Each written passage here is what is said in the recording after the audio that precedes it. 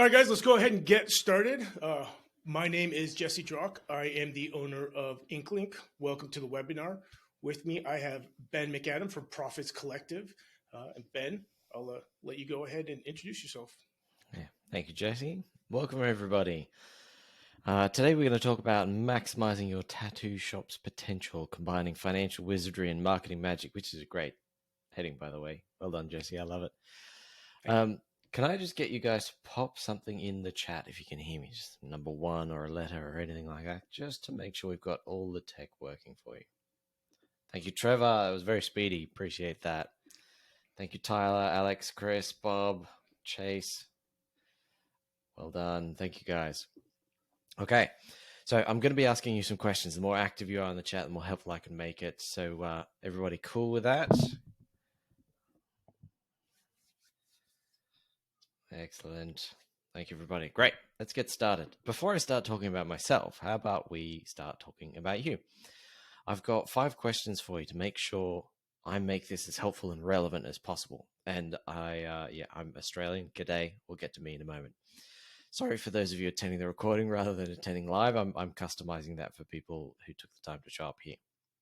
So, question number 1, how many artists in your studio or studios if you got multiple ones? If it's 0, if it's just you, 1, 5, 100. Okay, thank you, Trevor. 8, Yvonne, 3, 1, 7, 3, 5, 4, 2, just me. Excellent. All right, so we've got just you all the way up to a small handful. Okay. Next, how many locations? Is it just 1 location, 2 locations, 5? Seeing a lot of 1s. Thank you, everybody, for being so fast on the chat. Appreciate that. So what do you want?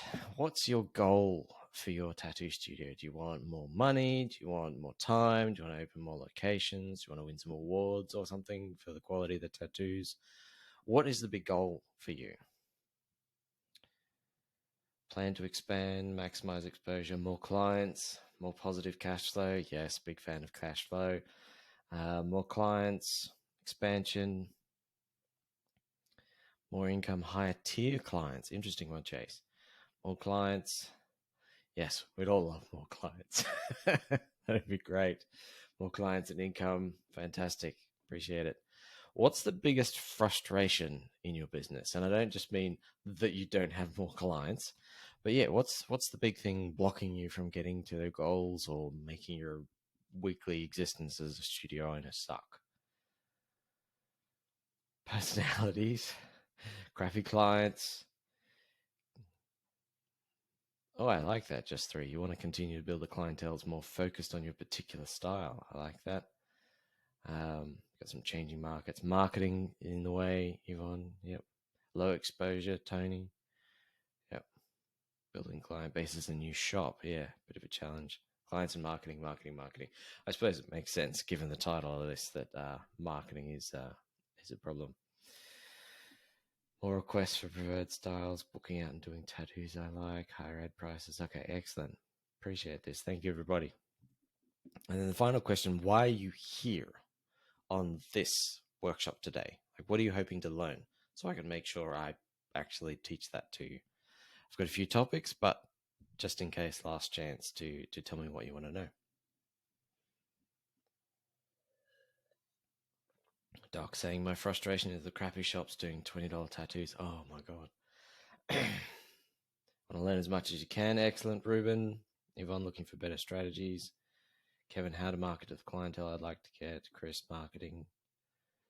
Excellent. So I'm moving fast through a lot of this. As some of you are answering the previous questions, that's fine. Get some ideas for marketing and standing out. Better managing the marketing. Down to learn anything to help build me and my crew. Not some expensive marketing gimmick. Yep. Most effective marketing platforms or strategies. How to progress successfully without losing my mind. Excellent. I'm going to cover that one.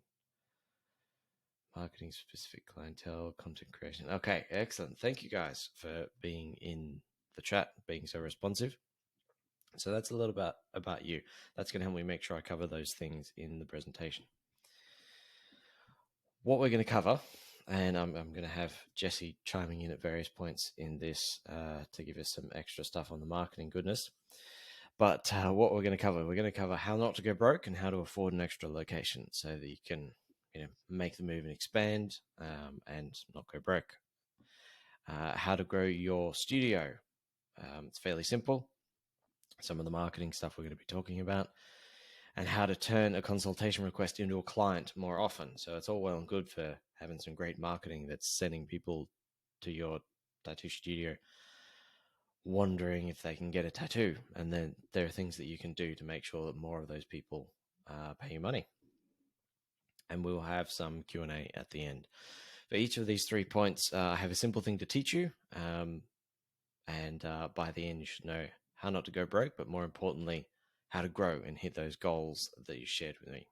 I get thumbs up or yes in the chat if that sounds good.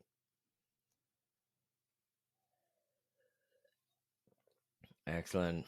Thank you, everybody. All right, here's the bragging about me slide, so that you know that I know what I'm talking about. I call myself a profits coach. It's my job to help business owners maximize their profits and get some clarity around their numbers. Their marketing numbers, financial numbers, all the numbers. I've sold 2 of my own businesses, so I'm not just some outside advisor. And I put some results that I've gotten for clients over the last decade there on the screen so that, I know what I can do. It's the one important reason why I'm telling all this. Like, I want you to take this stuff seriously. It has worked for lots of other business owners. And if you take it seriously, if I brag about myself a bit, it's very un-Australian of me to say how great I am. Hopefully then you'll implement what I'm about to teach. I really, really love working with people who implement fast. They move fast towards their goals, and it's awesome to be along the ride with them. So the key today is don't just collect this information, actually implement it so that things change for you. And I've designed the presentation so that it is easy to implement things. It's very easy for us to talk through the stuff on this workshop. One final important thing, I can't do your marketing for you. You'll need Jesse and his team for that. So while I can't help you on how to do your Facebook ads better, I can tell you a bit about like how to use your marketing numbers to grow, how much you should be spending on Facebook ads, what's a good amount to invest if you want to grow, that kind of thing. All right. So that's enough about me. Let's start with the first thing. Just catching up with the chat. Someone wants to run a successful business, maximize productivity efficiently without burnout. Excellent. We'll talk about that. So how not to go broke. Before we talk about growth, we need to cover your butt, basically. But what I'm about to teach also works for working out whether you can afford a new location. So we're going to cover that too. So let me tell you a story about a client I have called Jeff. He's one of my favorites. He came to me last year wanting to grow. He'd been stuck at the same amount of sales, same amount of revenue, same amount of income for a couple of years. He'd gotten to about 300K a year, and he couldn't seem to grow any further than that. So we came up with a plan that he's happy with, taking from 300K to $1 million a year by the end of this year, and multiple millions the year after. He's happy with the plan. He's on board.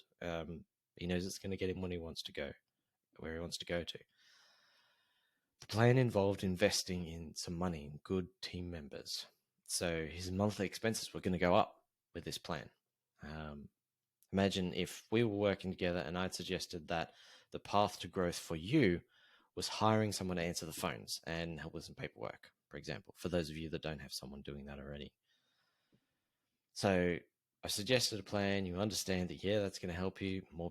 Someone answer the phone, you're going to get more clients out of the people who ring. Makes sense, but it's going to cost you a bit of money in the beginning. And Jeff was getting a bit uncomfortable about how much he was spending, even though he knew it would lead to more revenue.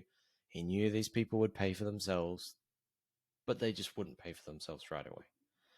So I walked him through the exercise that I'm going to teach you guys in a moment, to figure out how much revenue he had to make each month to cover his expenses, including these new team members he hired, so that he could relax during the month because he could see he was on track to that revenue target and he didn't have to scramble as the month was coming to an end, or scramble knowing the payroll was happening in 2 weeks and he wouldn't be worried that he wouldn't be able to make payroll.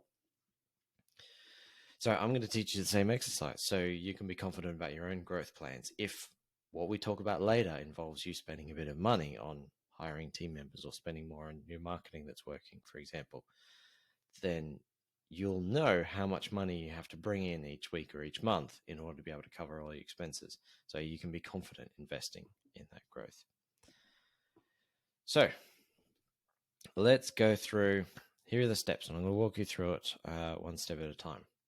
We're going to work out the minimum amount of sales or revenue or tattoos you bill people for so that you don't go broke.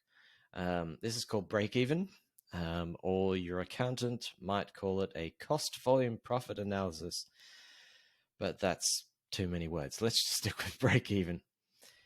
So I'm going to get you to go through each of these steps, and all these are going to build on one another. So what I want you to pop in the chat for me is the first line there.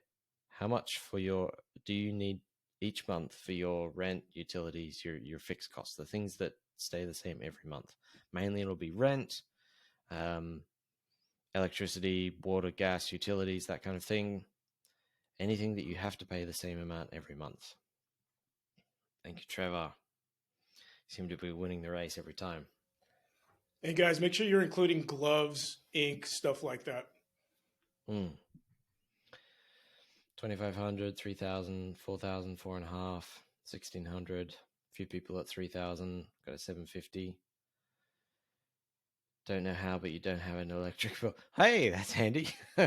Hopefully it's not Billy over the background. They're going to get a big surprise. About 5,000 a month for everything. 2,500 to 3,000. Okay, so we're looking at about 25,000 to 300 on average for most people there. 7,000 with a W2 employee. Excellent. All right. So these are the expenses that are going to come up every single month, no matter how much money that you make. So you've got an employee, you've got rent, you've got electricity, you've got that number. So you got that number in your head. Now we want to add some spending on marketing so that you actually grow. One of the good things about tattoos is that a lot of people will going to come back after they get their first one with you, and they might get multiple ones, and they might refer your friends. But still, if you want to really grow and you want to grow fast and you want to hit your goals really fast, spending some money on marketing is a no-brainer. Jesse, I think we talked about this on the podcast episode when you interviewed me, but what would you say, given how much these people are spending on rent, how many artists they have, what would you say minimum investment in marketing per month would be for them in order to grow? Are we looking at 1,000 a month, 2,000 a month? The absolute minimum we usually suggest is about 1,000 a month, but it is obviously based off your goals. You know, if you want to bring in an extra 20K a month, $1,000 isn't going to do it. So 1,000 is the bare minimum, and up from there. Okay, awesome. Thank you, Jesse. So between fixed costs and that amount of marketing, add those together. That's the minimum amount you need to charge each month just to cover your costs, but it's not quite everything because you want to pay yourself, right? So let's add to that the amount of your pay, how much you want to pay yourself each month. 1,000, 3,000, 5,000, 20,000, however much it is. A reasonable amount, not like, I'd like to be paid $100,000 a month one day, a reasonable amount, but a comfortable amount.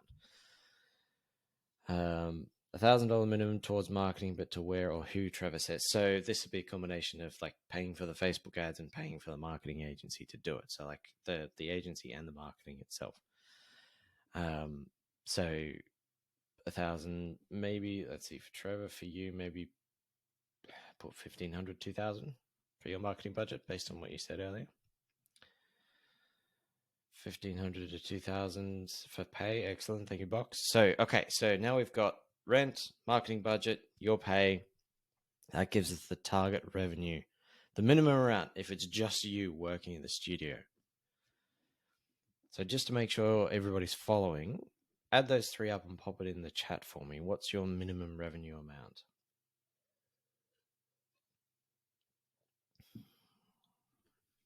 You get 50% of the tattoos, just like the other artists. Yep, Doc, we'll get to that. So minimum amount of revenue, 9,000, 10,000 a month. Thank you, everybody. 13.5, 10,000, 4,000. Now I'm expecting somewhere around 10 to 15,000 will probably be a common number. 6,000, 4,000. Okay. 5,000, 10 to 13, 13. Thank you, guys. All right. So it sounds like you're following. You know the expenses that are going to come in every month: your rent, utilities, W2 employees, at marketing budget, and your pay. Like those are the things that are going to happen every single month.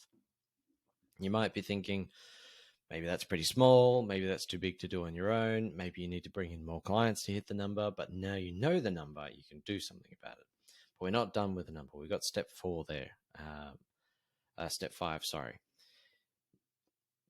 I've got some more people in the chat popping in the numbers. Thank you, everybody. So we need to factor in one other final cost, the cost of your artists, the people who are sitting in the chair. So what percentage do you keep of what the other artists do in your studio? Do you keep 30% and they get 70%? Do you keep 40%? Do you keep 50, 60? Pop that in the chat for me.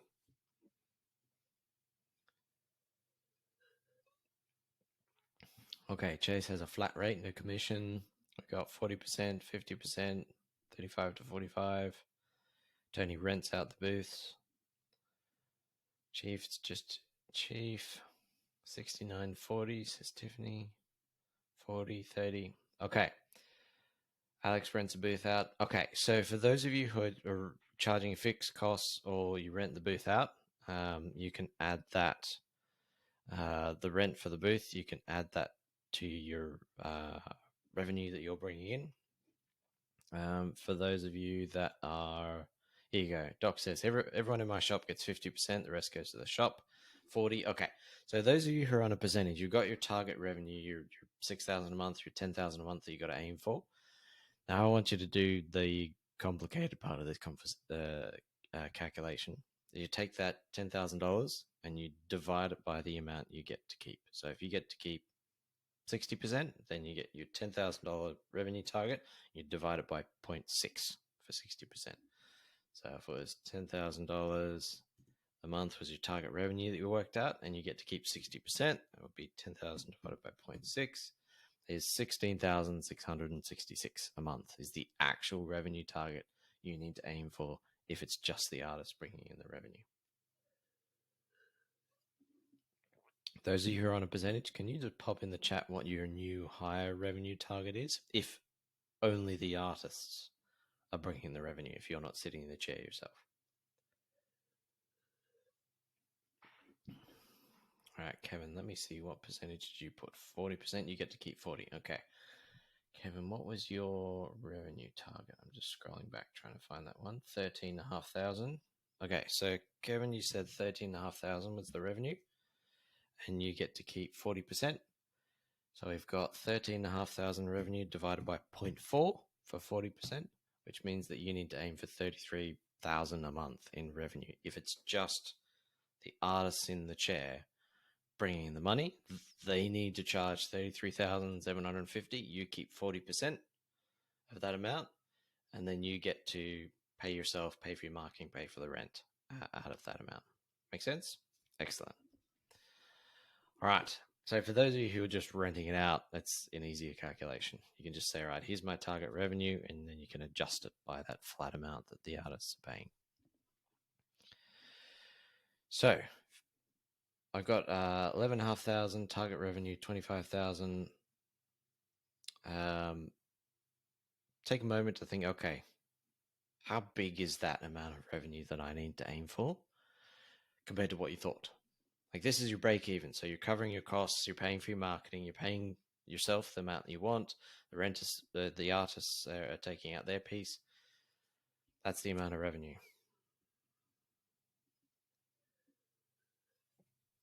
Just take a moment to think, oh, is that number bigger or smaller than I thought? Or did you have no idea?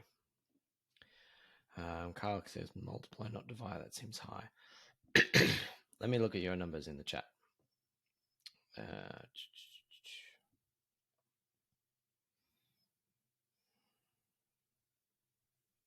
While the rest of you are having to think about what your number means. Is it larger? Is it smaller? Sorry, I can't seem to scroll back properly. It keeps clicking back.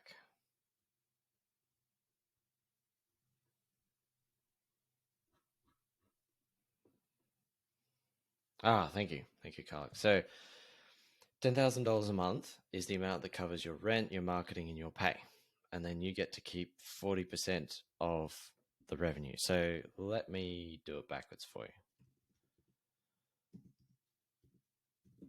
So, Carl, if you were to bring in $25,000 of like selling tattoos for the month, 40% of that, yeah, if it was only the artist doing that, they get to keep their chunk, and you get 40% of that 25 grand. And with that, that would be $10,000. Is your 40% of the money coming in, and you pay for your rent, your marketing, and your pay. So 25,000 is the minimum if you weren't in the chair, on the chair. If you weren't doing any tattoos yourself, 25,000 is the minimum you want to aim there. So you can use this to work out, what if it's a second location? Or what if I want to take a holiday? You can work out what's the minimum amount of revenue I need to be bringing in so that I can cover all my costs and my own pay. If it is a second location, you just want to add, a couple of extra costs to your monthly, like your rent and things. You want to add paying yourself back or paying down a loan for the setup and paying for some money, paying for the expenses before the revenue's coming in for the first couple of months. Welcome, Carl. So if you want to open a second location, you're having a chat with Jesse about, hey, Jesse, I need your help because I'm going to open a second location and I really want to ramp up the revenue fast. He'll say to you, okay, how much revenue are you aiming for? And now you'll be able to give him a number. You'll say, well, I'm going to open a second location, same city. I'm going to have 2 tattoo artists in there. I'm going to be paying them 40%. Here's my expenses. All right, Jesse, this is the break-even revenue. This is what I want you to get me to. How can we get there? That's why we need this number, not just so you can kind of track as the month goes past. Am I getting close to that $25,000 break even? Yep. Okay, cool. I'm not going to stress. No, we're not. Okay, I've got to like run a big promotion or something. You'll know, and you'll be less stressed throughout the month because you know that target you're aiming for. But also, if you want to open a second location, you'll know the target you aim for so that that second location can start paying for itself as soon as possible. Sooner you can get a second location paying for itself, sooner you could open a third one, or you just have 2 very profitable locations. Making sense so far about why we need this break even and at least roughly how to calculate this. Excellent. Got some thumbs up. Thank you, everybody. Those of you who want to go through it again, I think, Jesse, you'll make the recording available to everybody. Excellent. All right. So now that we've covered our butts and not going broke, let's get back to the maximizing your tattoo shop's potential part of the workshop's title. Now, I'm not sure if you can actually see in the image here, but this watering can here isn't actually very big. It's like an inch and a half, maybe. I'm not much of a plant guy. I have more of a black thumb than a green thumb, I think. But even I know that plants need water to grow. They can survive with very little water, but they need more than that to actually thrive and grow. Let me give you a business example. Dom was a client of mine a few years back. There was something in his business that he was spending money on, and it generated a good amount of revenue for him. So I said to him, so Dom, you've got a good way to generate revenue here. Why don't you just run a little test and spend more money on it and see if it generates even more revenue? So he ran the test and it worked. And he sold his business for life-changing money within 12 months, all because he spent a little more money on something that was working to generate more revenue for him. For you guys, like for many other businesses, bringing in new customers is the main way to go. Sure, you can encourage previous customers back. Definitely do that. I'll mention a bit about that later in the workshop. But just like the plants here that can survive with a little water but won't grow without more, you need more than a few word of mouth new customers to really grow your tattoo shop, especially if you want to open a second location. You can't just rely on word of mouth. So What we want to understand is how much is a new customer worth, so that we can make some sensible decisions on how to grow using new customers. We need to talk about how much they're worth. So again, I'm going to get you guys to pop some stuff in the chat. First question: what do you charge on average per tattoo or per session? I'm assuming it's per tattoo for pretty much everybody. How much is it on average? There might be some people who charge 50. There might be some people who charge 500. But what's the average? And guys, I know there is a very big difference, obviously, between a little banger and an entire back piece. But either put per hour, or if you know what your average, like if you can look over the last couple months, if you've ever done this to see how much you made on average per client, that's a really good number to know. Thank you, Jesse. All right, we've got a lot of people saying 150 an hour, 180, 200, $60 minimum. We've got a half day and a full day rate. Average probably 600 a session, 100 an hour, 950, around 250 per client. Excellent. So this is some helpful information for you guys, because deciding how much to charge, it's like we can pick a number out of thin air. Like there's no official rate really, and even if there was, you could always charge more, and there'll always be people that charge less than they should. So it's helpful for you to see that what you're charging might be a little bit below what everyone else is. Maybe you can be comfortable raising your prices. Thank you for popping that in the chat. So that's your average per tattoo per client or new customer. Next question: how, for each client, how many tattoos or how many sessions do they do with you? So you might have somebody that's had 5 tattoos over the last 3 years that they've been a customer. If a new customer signs up with you, how many are they likely to have? On average, do people come back for 2, for another 2? Do people on average come back for 5, given enough years? 4, 3 to 5, multiple long-term clients and continue to gain more. That's awesome, Trevor. I see what you said about you get told to charge more a lot. Yeah. Honestly, it is a good sign that if people keep saying, I can't believe you charge so little, this is amazing. It is great for people to be saying that. Someone just moved, box, only, so as of now, only 1 every few months, 3 to 5, 1 or twice a month. Okay. So we're looking at, like, let's say 3 or 4 seems to be 3 or 4, 3 to 5. So you get a new customer and they spend on average 150, $200 an hour times 3 or 4 sessions over the years. Varies client to client, many sleeve or multi-session projects, but also many small pieces. Yep. Majority is repeats, and they return 4 to 6 times. Thank you, everybody. So the final step is to multiply these 2 together. So if they're coming back on average 4 times, or the 4 total, including that first time, so 4 total, and you charge them about $300 every time they come for a tattoo, that's $300 times 4 times that they visit you. That's $1,200. That's the lifetime value of a client. So everybody do that quick multiplication thing. I know, like Jesse said, you're going to have to estimate a bit in terms of the size, but how much would that be if you multiply steps 1 and 2 together there? 2,700, 2,400. Dustin says hard to say. Yep. 2,400. Too many clients to calculate. That's a good problem to have, Carl.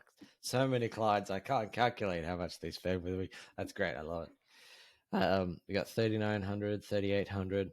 This is a useful thing to know, because then you know how comfortable you would be spending money to get a new customer. So each time, thank you, everybody. Appreciate you popping this. If they book me for a 3-day weekend, wow. Average per client, maybe 1,200, 3,900, Trevor. I see. Okay, so each time your phone rings with a new potential customer who wants to get a tattoo done, wants to talk to you about it, or each time they fill out a form on a website, this is how much that phone ring or that form fill out is worth to you. So, who's going to make sure the phone gets answered now? Now that you got that number, like every time the phone rings out, it could be 3,900, 2,900 that you're potentially missing out on. Bob says, hell yeah. Trevor says, apprentices. Yes, absolutely. Teach them to be good at sales before you teach them to be good at tattooing. Excellent. So, ideally, over time, you're going to increase these numbers, either increasing how much you charge people per tattoo or per session, or doing some things to have people come back more often, so that your lifetime value goes up and it's worth more and more to you every time a client signs up. Trevor says, my apprentices have all hated me, but they grow. Excellent. Okay, so getting clients to come back more often, there's lots of things you can do, like reaching out to them. Jesse and his team can help with getting people to come back as well as new people. You can talk to them when they're in the chair or when they're happy afterwards. You can talk to them about the future tattoos that they might want, check in with them about those specific ideas later. There's lots of ideas for that we won't necessarily have time to go into today. I'm keeping an eye on the clock. Dustin's keen to spend more on marketing, but not sure what. Facebook ads, Insta, Google. We'll talk about that a little later. So you've got the number, the lifetime value of a new customer, how much a new customer is worth to you in terms of the revenue you're going to get from them over the years. Next, now that you've got that number, you can work out how much you should be comfortable spending to get a new customer. So that's why we like working out the customer lifetime value, is because it helps us make a decision about how much we're willing to spend to get a new customer. And it also helps us figure out, well, if we've got, maybe instead of that $1,000 or $2,000 minimum per month spending on marketing that we talked about, maybe you think to yourself, you know what, I've got some savings, or I've got some profit, or I could take a little pay cut for a couple of weeks. What if I spent $5,000? How many new customers might I get? What kind of a difference would that make? You might have that question in your head. And the only way to answer it is to know your lifetime value and this number. Jesse, my memory's gone dead. I can't think of the term. What's the right marketing term here we're looking for? Cost per acquisition, cost per lead. What's the one you talked to you guys about? Cost per lead, the customer actually signing up?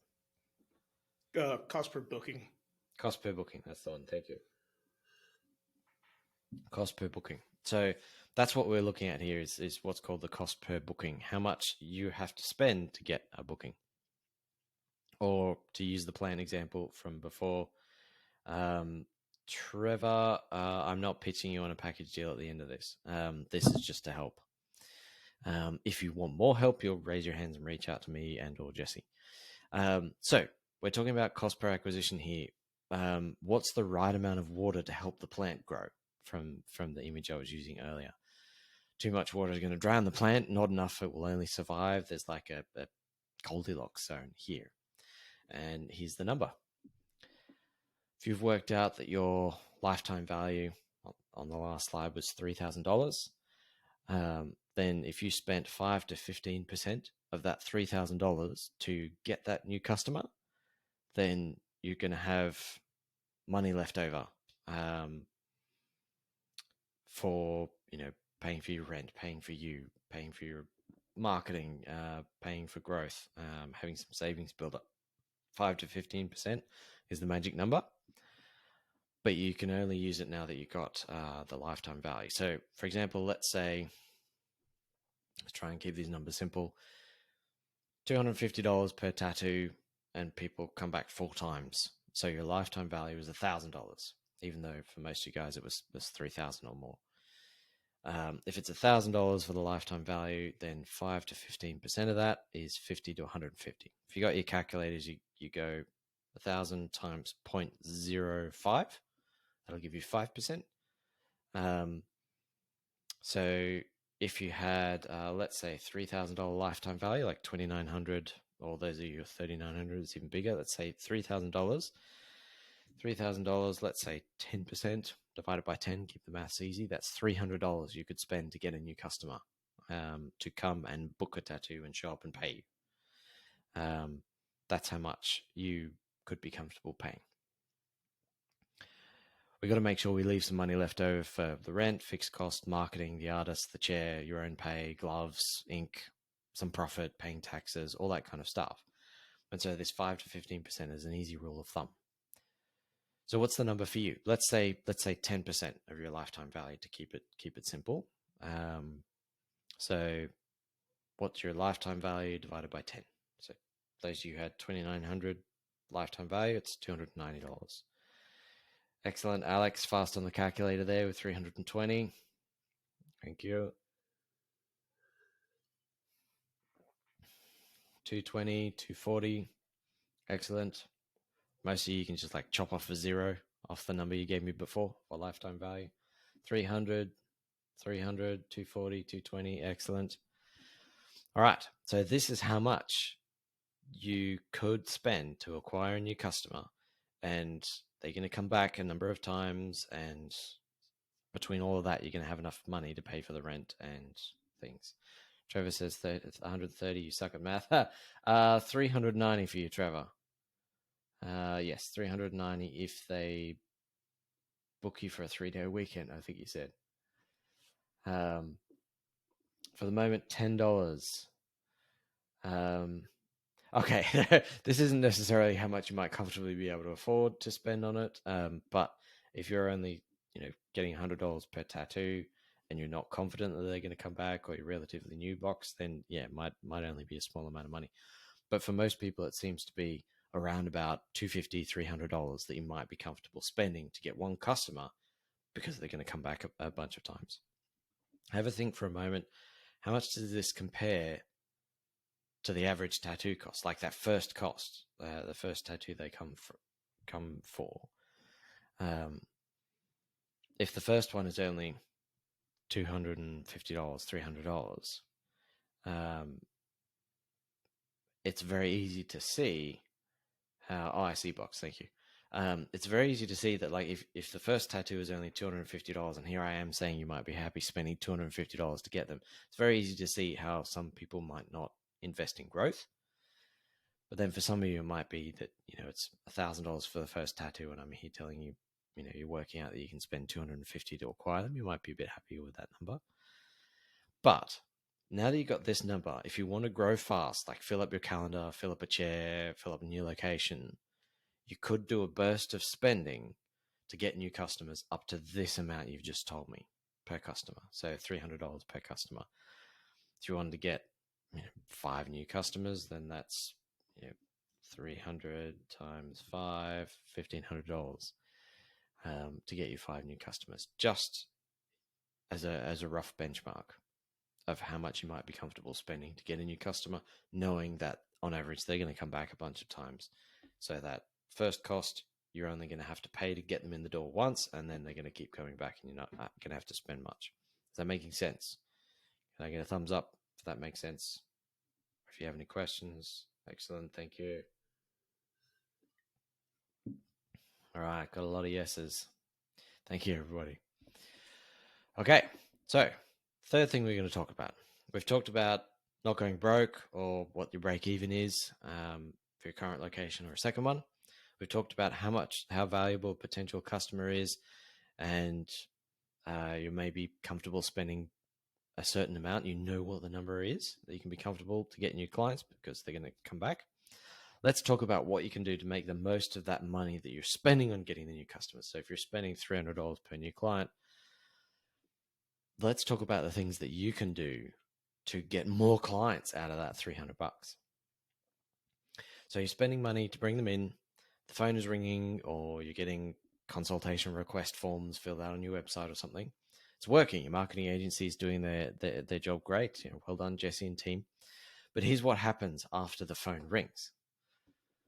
Here's the process. And it might be a little different in your studio. Everyone's a little different usually. But from the ringing phone to the money actually made, here are the steps. Someone puts in a request, or the phone rings. You make contact, or someone on your team makes contact with them, either like answering the phone or responding to the form. Then you do the consultation. You get a deposit, hopefully, or maybe at least you put a booking in. They might reschedule or cancel, but then the tattoo's done and they pay you the money. Like that's the process. So the phone rings, but there's still a few things that happen before you get the money, and each of these steps are important. I think we could put like a step 8 on here of like getting them to review, return, and refer. But for the moment, we're just focusing on getting new clients. Here's what can happen at any of those steps. You can lose them. It's kind of like the leaky pipe here that's wasting a bit of water.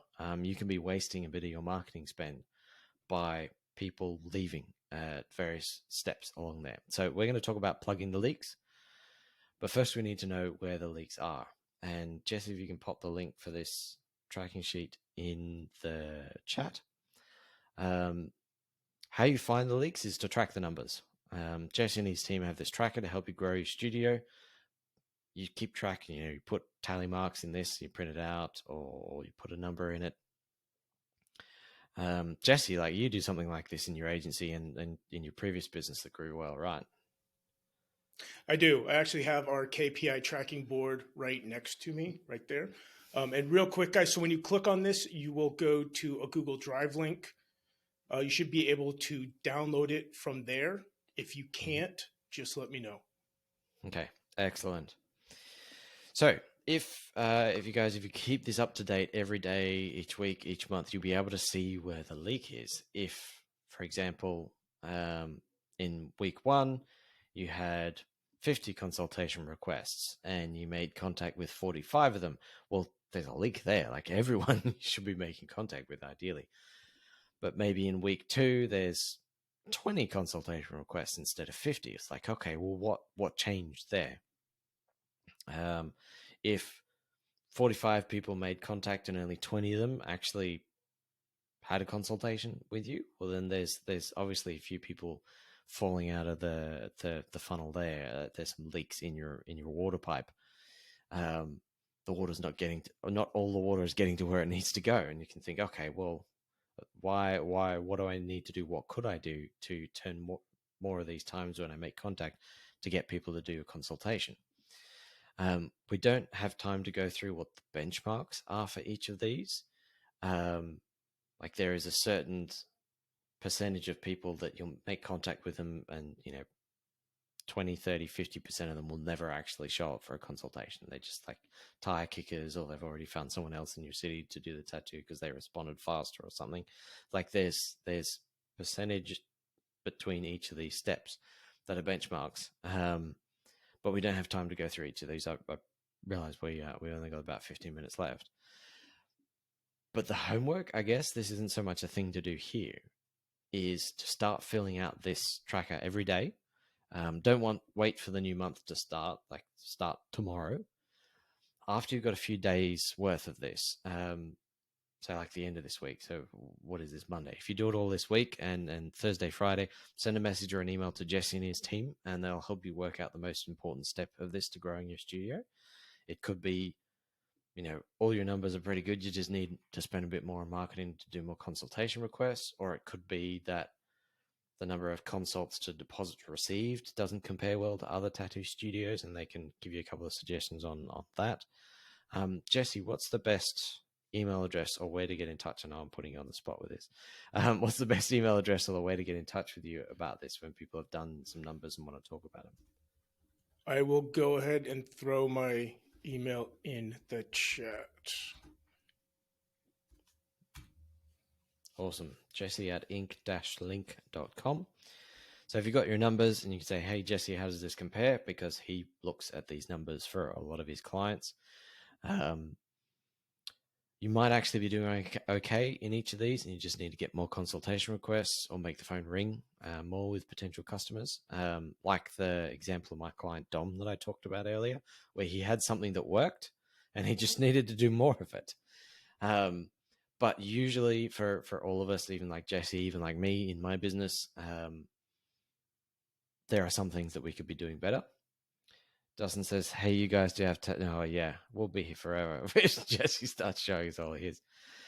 Once you've identified what's the most important steps, or if things are generally okay, but you want to do great on each of these different ones, here's some ideas on how to improve each of them. So consultation requests, making contact. I mentioned before that the time to initial response is really important.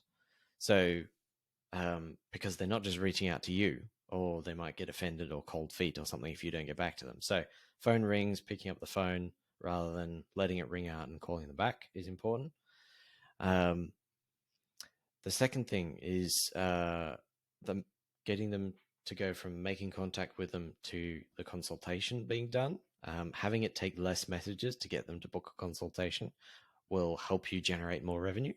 So if there's like 10 different messages over a month versus 2 messages over, the day that they're really interested, you're more likely to get the booking, more likely to get the consult. They're more likely to be, still keen to get the tattoo. If they can walk in the door, sit down in the chair and get a tattoo, then that's like the shortest path. That's the most likely they are to bring in revenue. Okay, so number 3, the going from doing a consultation to getting a deposit out of them. Well, obviously, just ask for the booking is important. It's like, here's what I think we could do, and they look and they say great, and you say, okay, let's book you in.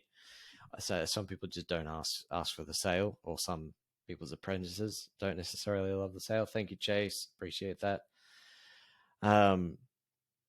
You can show them proof, like show them photos of tattoos from happy customers. That will be more impactful than showing them designs that you've drawn, that you've done for previous customers. Like, the customer holding up the sleeve with a smiling face on it makes a big difference. So that's, a few tips on converting consultations into deposits. For deposits, following up after the consult as well. Maybe they have to go away and think about it. So who's sending them a message saying, hey, we've got a booking coming up next Thursday. Do you want to get that tattoo?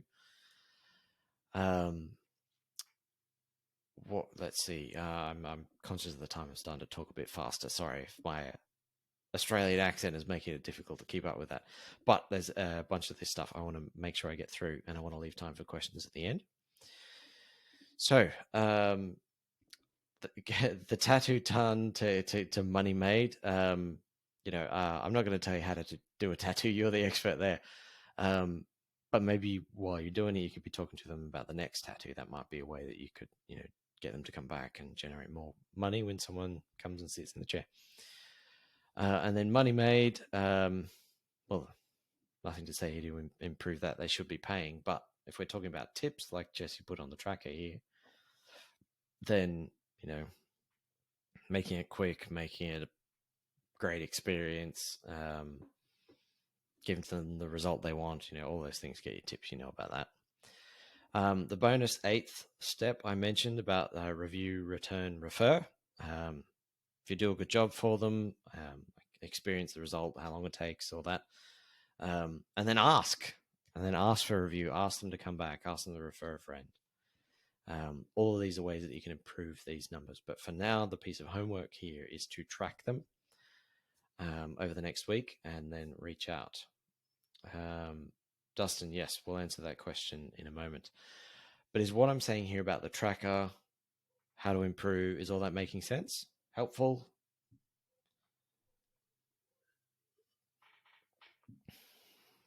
Excellent. Thank you, Chase. Okay.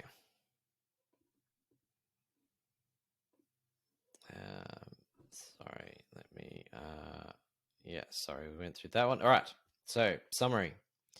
We talked about how not to go broke, how to afford an extra location, and we talked about the break-even calculation. We talked about how to grow your studio by working out the lifetime value of a customer and how much to spend on getting a new customer.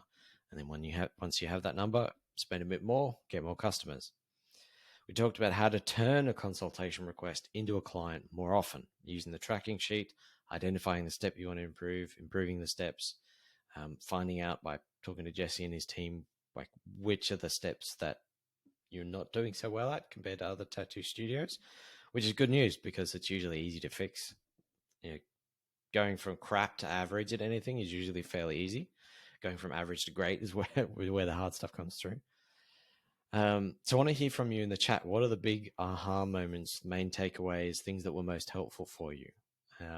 What are you going to implement? What's your next step? Pop that in the chat for me.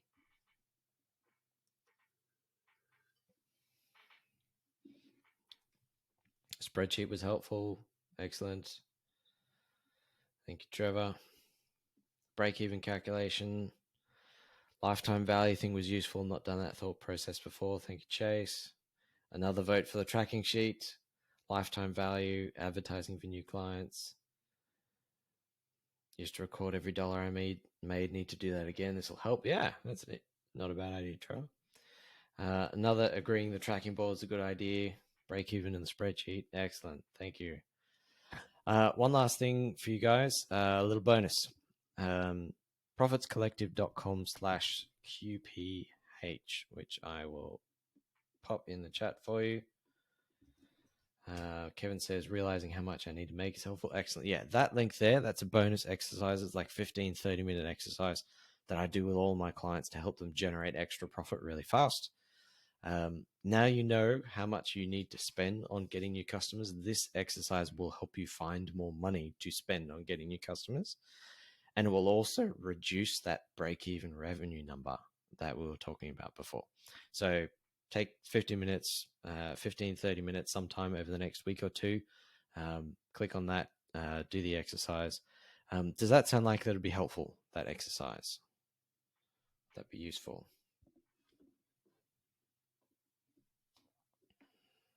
Excellent. I tried to make it a no-brainer. It is a silly question. To spend 15, 30 minutes, get extra profit. Excellent. All right. Duh, says Kevin. Yeah, pretty much. Great. So that's everything I wanted to cover, and I have some time for Q&A if that works for you, Jesse. Excellent. All right. So we can, if you've got questions, pop them in the chat. We've got about 7 minutes left on the original time. I'm happy to stay for another 5 or 10 minutes after, if needed. If you've got questions about what we talked about here, or if you've got questions about anything marketing specific, Jesse and I are here to help. So, Dustin, I know you've been asking about what platforms to use, but what we have found is the absolutely best for us from a direct response point is going to be Google. Google is super underutilized by tattoo studios and is one of the most powerful platforms because Facebook, Instagram, it's somebody scrolling, they see your ad. You're going to get a lot more tire kickers. Google, it is somebody going there. They don't have a studio, they don't have a preferred artist, and they're looking for a place to get a tattoo, obviously. So that was what I would recommend as far as branding goes. Instagram, as everybody knows, is amazing for tattoos. If you're going to actually do paid branding on it, though, you need to make sure you're only targeting within driving distance of your studio. You know, there's plenty of tattoo shops out there that have 30, 40, 50,000 followers. But if they're not within driving distance to your studio, you know, only a very small percentage of them are going to fly to see you. So that is what we recommend. Chase says, Facebook, Instagram, I've noticed the ads barely reach 5% of what it used to reach 3 years ago. Oh, yeah. It was a lot easier years ago on Facebook and Instagram.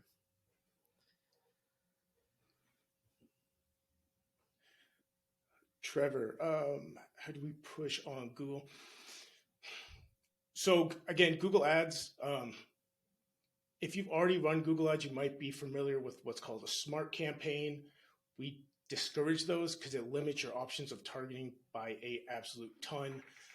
We actually did a webinar last month on running Google Ads and how we do it for our clients. So if you shoot me a text or an email after this, I can send that over to you.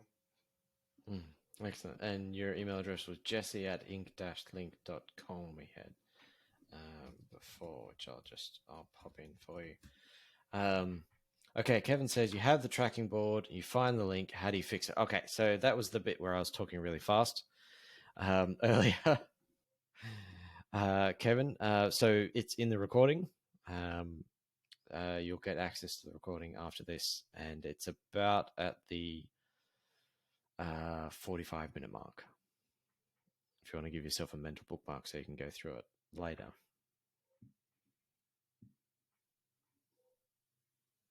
Abby says, go to Google My Business. You can create a business profile for free. If you do ads, you do have to pay for it. Yep. But you often get in people's eyeballs a lot better, and the ads are really cheap for tattoo studios. Jesse and I were talking the other day about it. I'm like, here we are working. Actually, Jesse, maybe here's a question for you. It might be helpful. When we were talking earlier about lifetime value and cost per lead, people were saying somewhere between $250 to $300 per that they could pay given those percentages I gave them. What kind of results are you seeing for your clients at the moment, given economy and tax season and stuff? What kind of a cost per lead should people be expecting? So when it's done right, you should get consultation requests anywhere from $14 to about $32, depending on obviously a handful of different things. Which is one of the great parts. Is again, it's so underutilized in the tattoo community that we were talking 5 to 15%. Well, we usually get this done for like 2 to 3.5%. So it's well under the margins that people usually look for.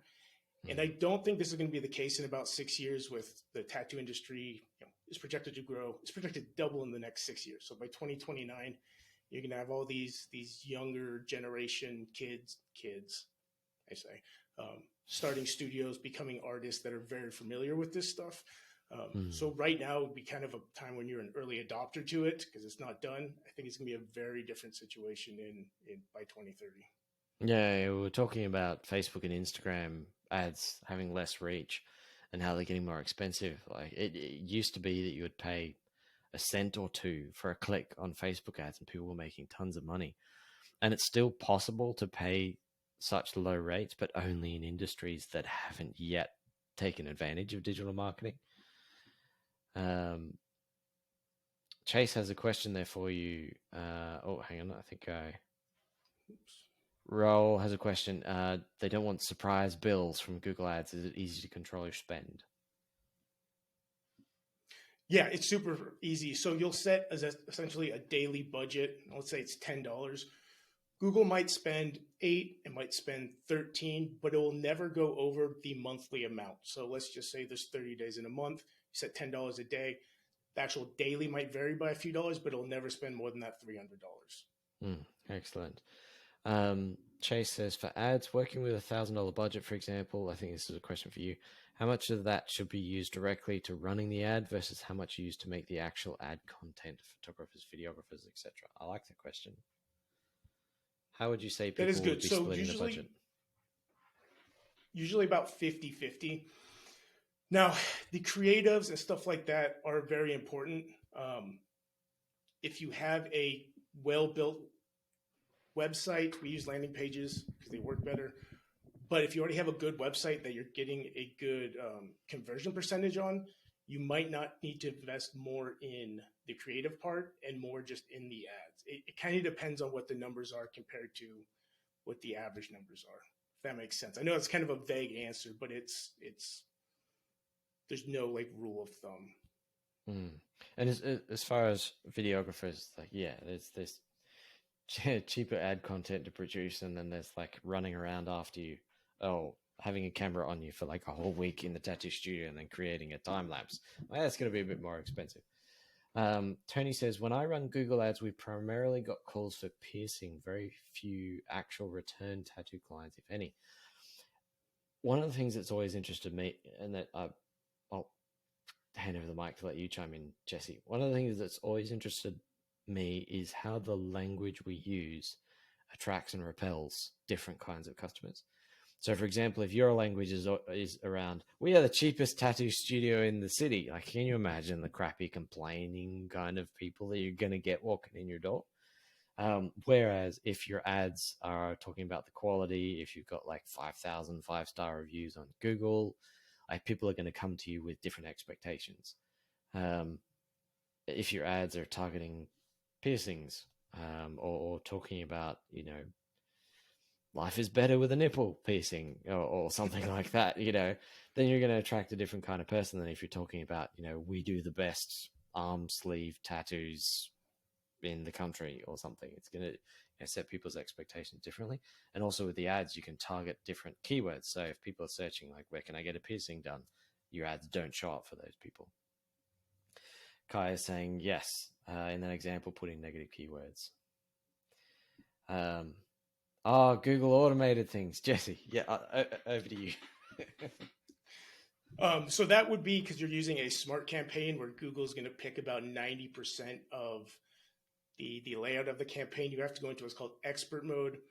It is, I would say, gets more difficult if you don't know, if you're not really familiar with Google as to use, but the results are a lot better.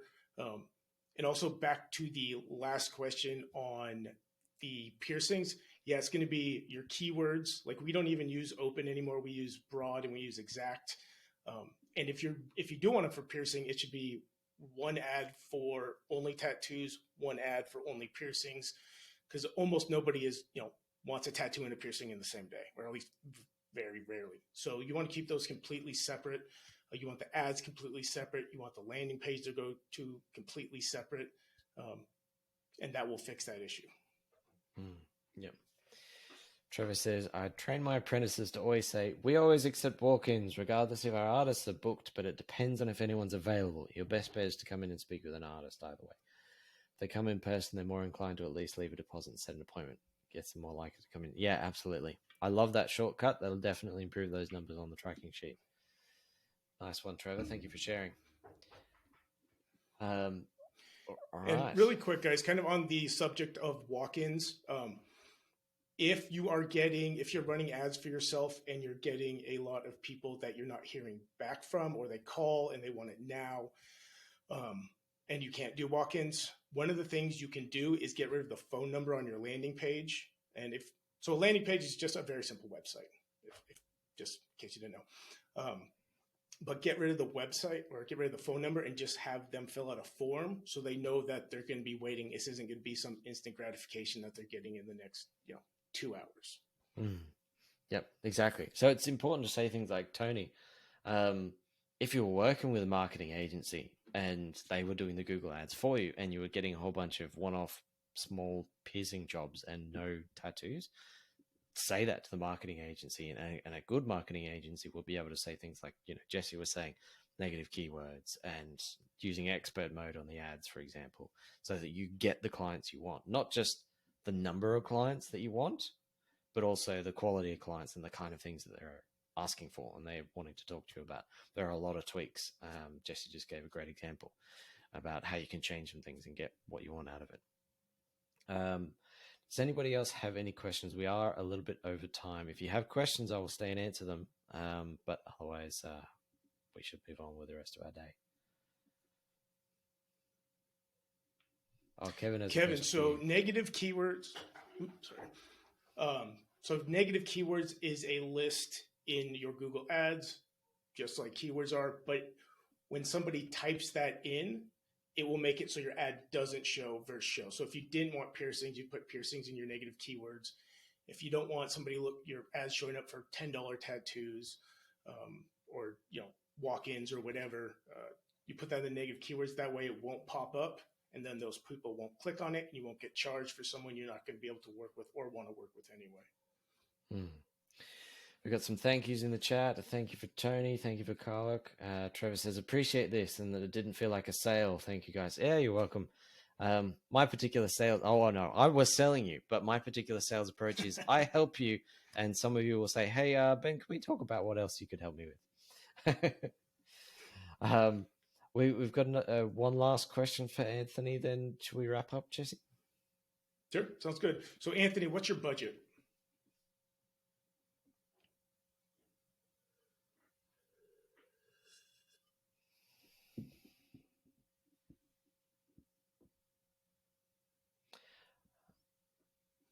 About $30 for a client. So one thing I am still a big proponent of is guerrilla marketing. I mean, if you have a budget of only $200, go get some flyers printed and put them on cars. Really, with like Google and Facebook, you do really need about $1,000 a month, or at least $500 a month actually spent on the ads to get a good return out of it, or else Google just learns too slow. You're going to be sitting there for way too long waiting for it. So that would honestly be my. I made that mistake of underspending many years ago, and it was very frustrating. Yeah. All right, we better wrap up. Any further questions? Jesse, this isn't the only webinar or workshop you've done. Do you do more ongoing? Yeah, guys. So we do webinars every month. If you are part of our Facebook group, Kaya, can you pop the link in, please? If you are part of our Facebook group, we always put them in there, and we get you guys feedback on what kind of topics you want. I will also pop in the printable sheet and everything. And guys, so what I have done with that sheet is I actually have it printed out, I have it laminated, and I have it on my wall, and I track it every single day. It's really cool because you'll be able to see your sales cycle. You'll get a lot of good information if you just fill out this form for a couple of months, a couple of weeks even. So highly recommend that. But anyway, I digress. Yes, we do these every month, and we put out a podcast every week, which you can also find in the Facebook group. So awesome. And I'll pop your email address for people who do use the tracker and want to know like how they're going and what's the leak they should fix. Jesse, that was your email address. Kai has put in the link for this bonus exercise and for the Facebook group. Awesome. So before you leave, guys, make sure you get any of those links or you've opened them up or get the email address. That was everything I wanted to cover. Yep. I think we're good, guys. I hope this was super helpful. Again, we do this every month, and our entire thing behind this is not a kind of a sales pitch. It's we want to help the tattoo industry kind of move into, let's say, the 21st century, because we know it's mostly stuck in the 90s. And there's a lot of really cool stuff that's out there right now that can be done to help your studio that is, again, super underutilized. So you have this huge advantage over other studios that could be 5 times bigger than yours if you do this stuff correctly. So anyway, guys, Ben, huge thank you. I really appreciate you coming on here and teaching this, guys. Welcome. Thank you, Trevor. Good day, mate. All right, guys. Have a good one. Thank you.